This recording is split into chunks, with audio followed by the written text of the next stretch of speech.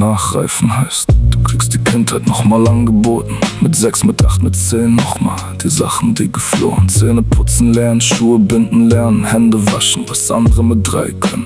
Das machst du jetzt mit 8 verfaschen. Beim Essen sitzen bleiben, nicht aufspringen, nicht klauen vom Teller.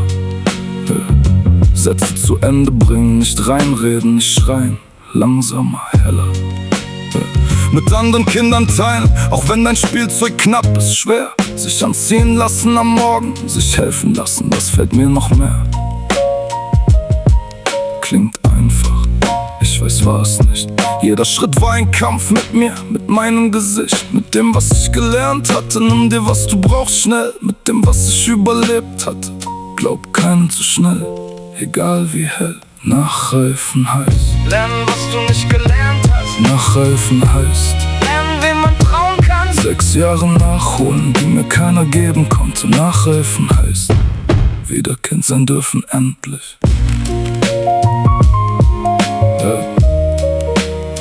Es hat Jahre gedauert, Jahre, nicht Wochen, nicht Monate, nein, bis ich kapiert hab, die schicken mich nicht weg, wenn ich nichts kann allein. Bis ich aufgehört hab, nachts zu warten, dass jemand reinkommt, böse, dass jemand mich an Schulter packt, das hatte ich erwartet. Jede Pose.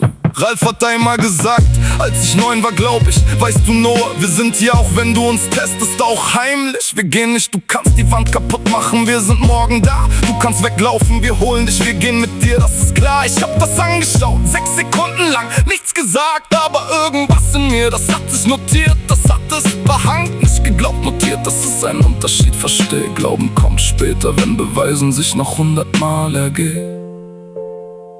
Nachreifen heißt Lernen, was du nicht gelernt hast. Nachreifen heißt Lernen, wem man trauen kann. 6 Jahre nachholen, die mir keiner geben konnte. Nachreifen heißt wieder Kind sein dürfen, endlich.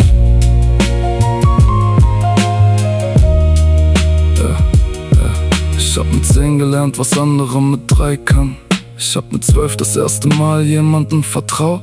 Ich hab mit 14 aufgehört zu zählen, wie viele Tage es noch sind. Nachreifen ist kein schönes Wort, es klingt sauber, wie ein Aktenvermerk. Aber was es bedeutet, ist 6 Jahre lang jeden Tag aufstehen und nochmal von vorne anfangen.